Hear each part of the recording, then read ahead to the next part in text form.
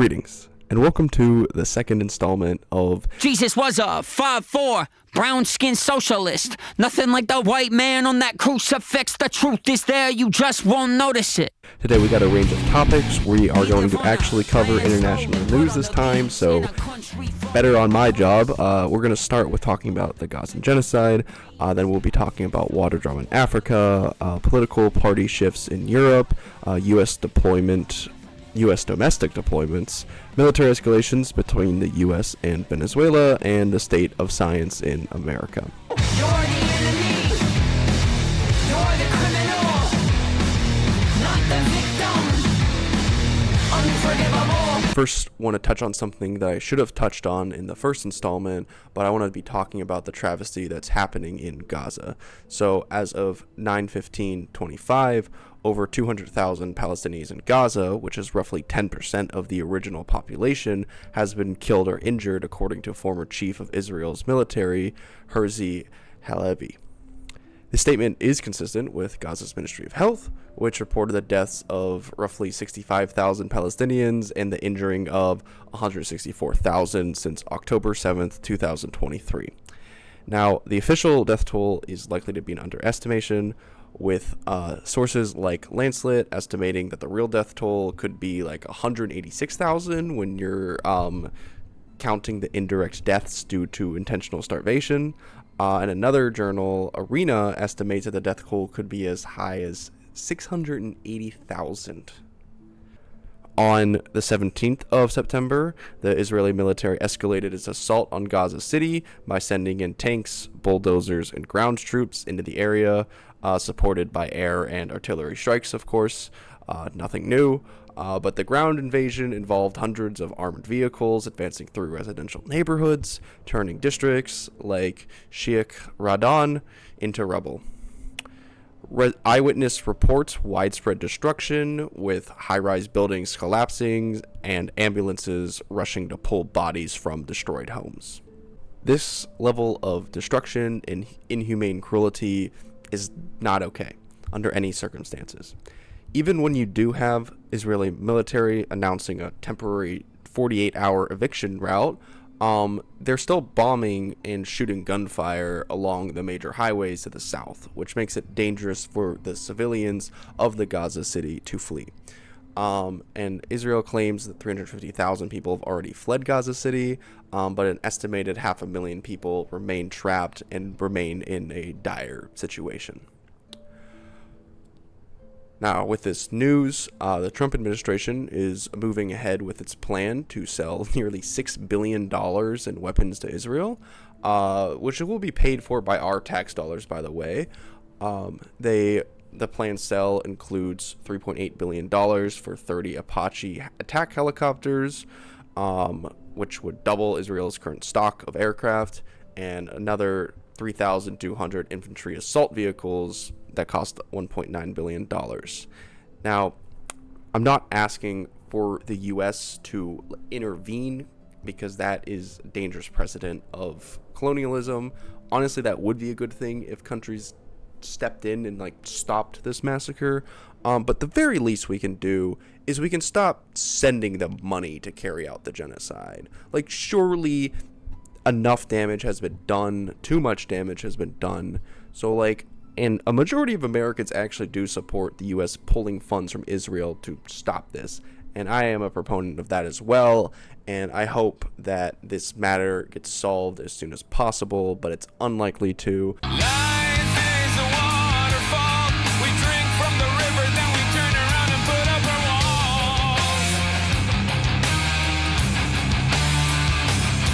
In other news, this is more positive news, as by our friend the emotion detector. So the $5 billion Grand Ethiopian Renaissance Dam mega project on the Blue Nile has been completed. This finishes Africa's largest hydroelectric power station. It has the potential to double Ethiopia's current electricity output and generate millions in export revenue. I value this as a good thing because increasing energy in ways that doesn't rely on fossil fuels like renewable energy is, in my opinion, always a good thing. Now, more nuance into the situation. So the dam is a symbol of national sovereignty and economic aspiration for Ethiopia, but other countries north view it as an existential threat, such as Egypt and Sudan, which fear significant reduction in the water supply which they need for their farmers. Should be noted that this is more contentious, so this will be a more neutral mood. I just want to clarify that the perspective of an international socialist is that the Red Sea is crucial to global trade, and major powers like the US, China, Russia, and various Middle Eastern countries are all competing for spheres of influence by backing rival stations and factions. Thus, regional rivalries should be viewed as a microcosm of larger global power struggles driven by competing economic and strategic interest. Furthermore, these conflicts are a direct result of the capitalist system and the outdated nation-state model, which pities groups of people against each other for no apparent reason. Now, I'm not an expert in international diplomacy, but I think that the residents of Egypt, Sudan, and Ethiopia would benefit more if there was more of a collaborative effort, promises that water flow will be maintained, because it is possible to do that with a dam. Like the whole point of a dam is you create a reservoir and then you control the flow of water through that. So as long as the dam is allowing enough water to flow through the Nile, the downstream countries should not see any affection. Now, dams have in the past been shown to affect wildlife and the biodiversity of those aquatic systems, but I think that is an acceptable price to pay for increasing energy output, namely clean energy, because producing that much energy using fossil fuels is going to harm the environment a lot more than the local aquatic environment. And you can do things like fish ladders and the works. September 10th saw an escalation of protests in Johannesburg, South Africa, because residents were denied water access for over 2 weeks. And instead of providing water, the government decided it would be better to provide these protesters with stun grenades, tear gas, and rubber bullets. This collapsing of infrastructure, such as water, electricity, and railways in South Africa, is likely due to decades of underinvestment and corruption overseen by the ruling political parties. Now, I want to clarify that I'm not singling out South Africa, because this catastrophe is seen in countries all across the world. In countries like mine, the US, several key infrastructure crises are stemming from decades of underinvestment, aging systems, and the growing threats of extreme weather induced by climate change. Now, obviously, the solution to this would be to just spend some more money, employ a lot of people to fix these systems, and we could do it off of the dime of the corporations who also depend on these systems, but that's unlikely to happen under the capitalist model. You can watch my discovery of this in real time, but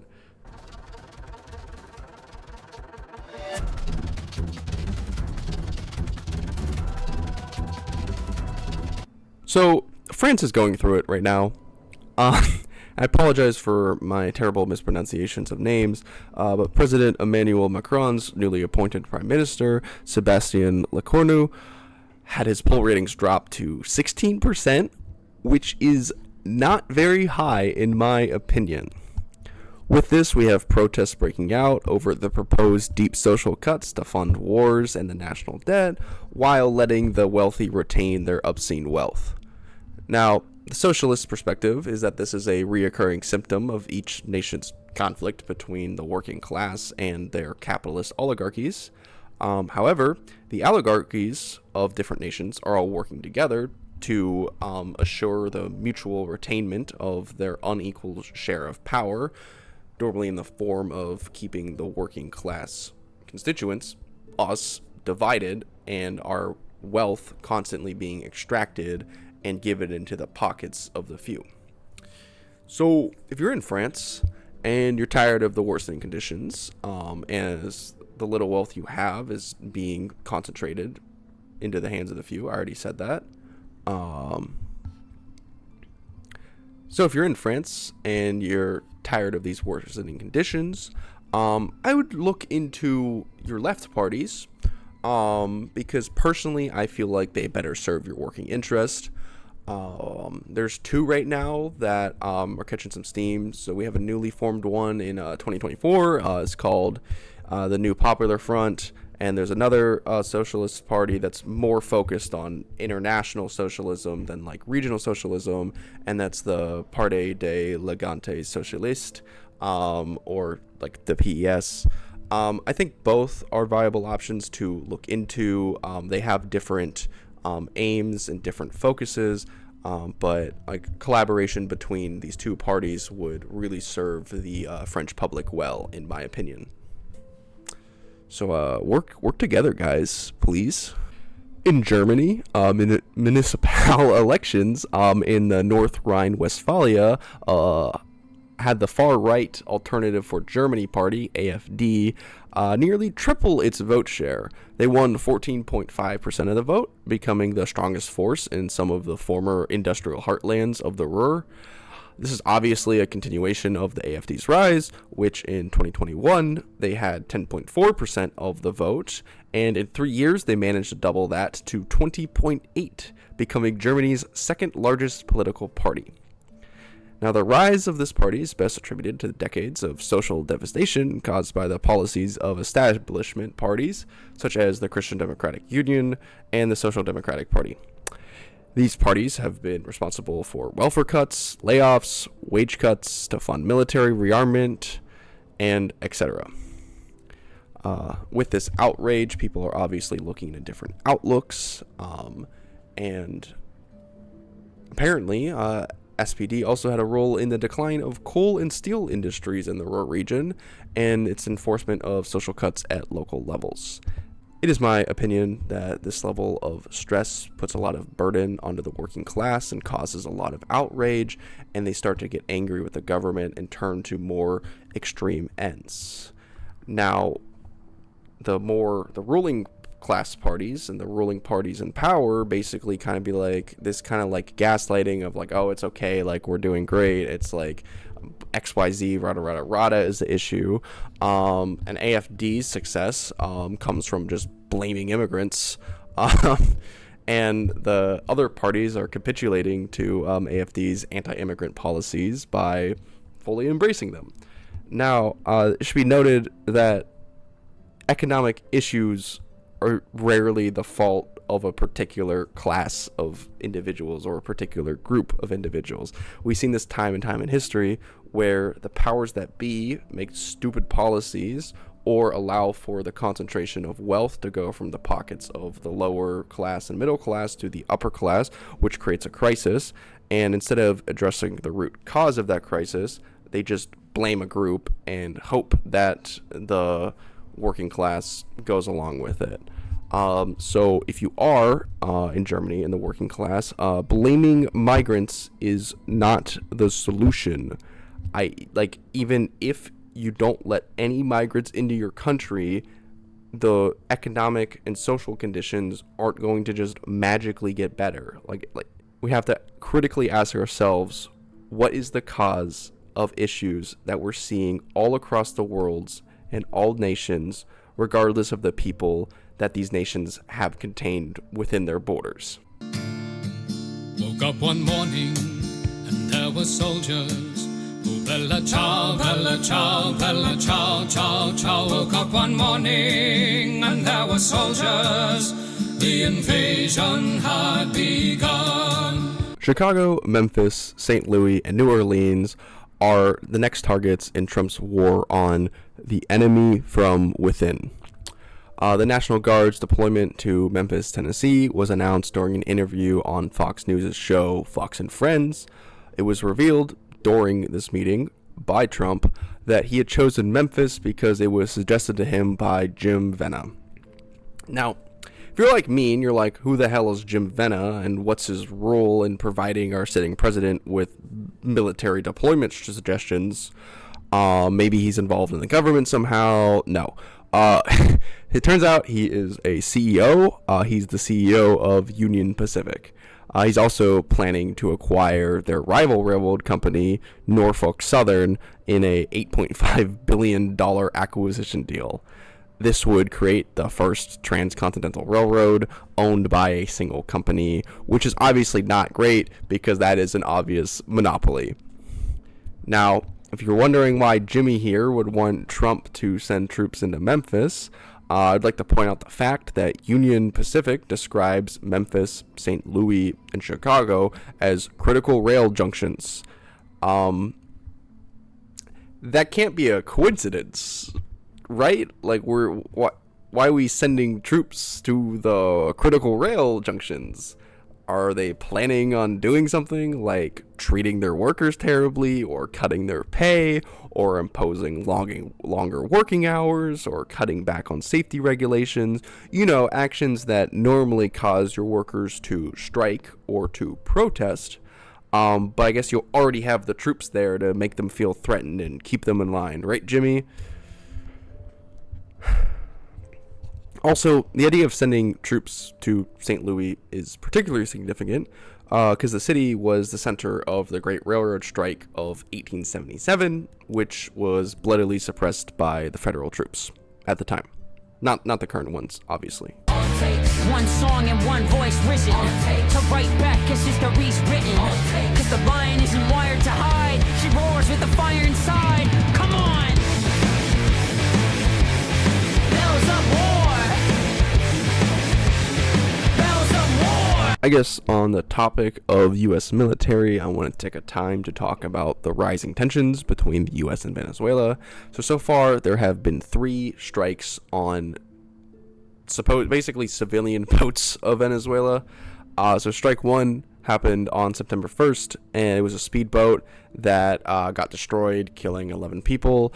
And the U.S. claimed the boat was operated by Tren de Aragua gang, and that it was smuggling narcotic drugs, but no proof of this was really provided. The second strike occurred on September 15th, that killed 3 people, and the third strike was on September 19th, which killed another 3 people. So, is it asking too much to, send the Coast Guard out and then, search for the drugs instead of just sending a missile out and just murdering people for probably no reason? Morals aside, as much as blowing up people is a fucked up thing to do, I feel like it cost a lot less money to pay the Coast Guard to do their job than to build an entire missile and then use the energy required to launch that missile and calculate, the trajectory of making sure the missile hits the target. That requires a lot more people in that operation than having a dude in a Coast Guard boat check out what's going on. In line with these rising tensions, the U.S. has significantly increased its military presence in the Caribbean with the deployment of warships, nuclear submarines, F-35 fighter jets, and killer drones. Additionally, it has been conducting military practices in drills in the Caribbean, which Venezuela has responded by launching its own military drills in the Caribbean, also mobilizing thousands of troops, various military assets, which includes ships, aircraft, and anti-aircraft artillery. The Pentagon reported on Thursday, September 4th, that 2 Venezuelan F-16 fighter jets flew near the USS Jason Dunham, a U.S. Navy destroyer, in a highly provocative show of force. I don't know how much threat 2 jets have to a whole-ass destroyer, but that's just my opinion. And a second similar incident occurred the same week, too. And then Venezuela's foreign minister, Yvonne Gill, stated that the same U.S. destroyer, the USS Jason Dunham, had illegally and hostilely boarded a Venezuela tuna fishing boat on Friday, September 12th. I'm tired of having to hear about all these tensions and escalating and shows of force and this kind of outdated just willingness to murder people for like no apparent reason. Like, what if, and hear me out, instead of war, instead of like wasting all these resources and money to kill each other for no reason, like what if we just did something like they play a game of chess, or we take 100 of the best infantrymen from each nation and they have like a paintball battle, and like that decides foreign policy, instead of just, you know, like murdering a bunch of civilians with bombing and like shooting people for no reason. Just a thought. So, logically, if she weighs the same as a duck, she's made of wood. And therefore, a witch! A witch! Finally, I want to take a moment to talk about the state of science in America and the crumbling nature of it due to funding cuts. So we have Health Secretary Robert F. Kennedy Jr.'s handpicked advisory committee on the immunization practices, ACIP, concluded its 2-day meeting in Atlanta on Friday by voting to further restrict COVID-19 vaccine access and to delay critical child immunizations. This is bizarre given that we are transitioning into colder weathers, aka flu season, which scientists have predicted that we would see a surge in cases of COVID-19 each year during and in coincidence with, you know, the flu. Also, Trump and Kennedy reported that autism is caused by acetaminophen, the active ingredient of Tylenol. So there's two main issues with this claim. The first is that correlation does not equal causation. Secondly, leading medical and public health organizations, including the World Health Organization, the European Medicines Agency, the American College of Obstetricians, and Gynecologists. That took me a while to process, my bad. Also, the Society of Maternal Fetal Medicine have all stated that the evidence for causal link is inconclusive and not robust enough to change current medical advice. And some of the strongest evidence against this causal link comes from large-scale studies that compare siblings within the same family, usually with one sibling being exposed to acetaminophen in the womb and the other one was not.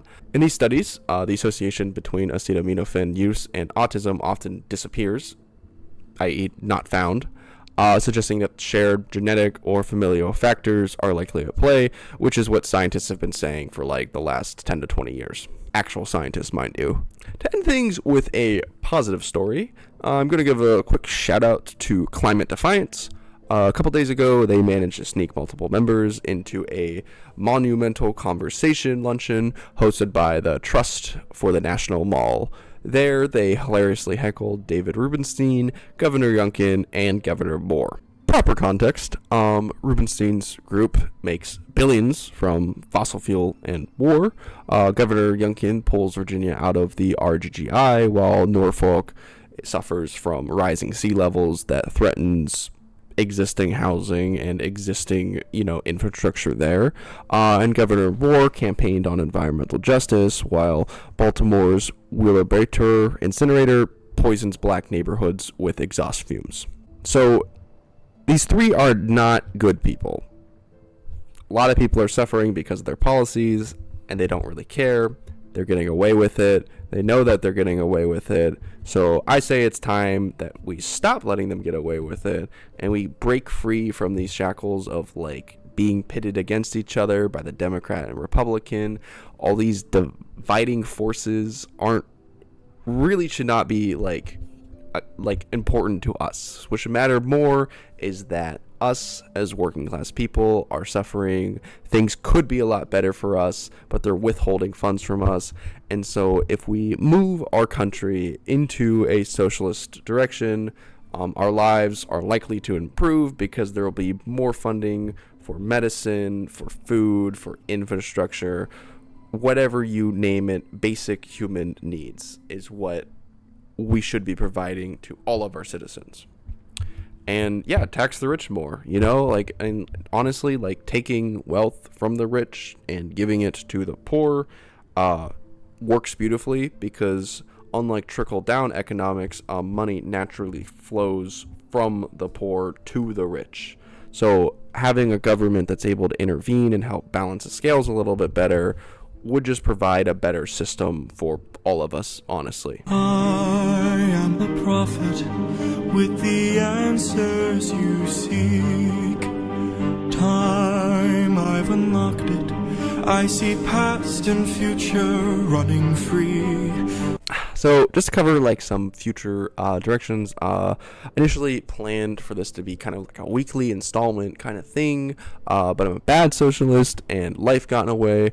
Also, I got distracted by You'll Never Guess What. Highly recommend Hollow Knight Silk Song. It is a great game. But anyways, talking about socialism some more, I think I'm going to keep it more flexible. I'm going to try to aim for like a 7 to 10 day per installment. Also, I ran out of time to talk about a lot of dangerously rising tensions that I'm seeing between nations, namely between like Russia and NATO, as well as like US, Australia, and its Pacific allies against China. So that will be the focus for the next installment. Hopefully World War III hasn't broken out by then. I'm just kidding. I don't think like we are getting dangerously close to World War III, but like it's not something that I think is going to happen within like the next couple of weeks. So yeah. So for the next installment, if you have any perspective or anything you'd like me to cover, please let me know. That'd be a huge help. And anywho, hope you have as well as a week as you can, and that you stay safe. Peace out.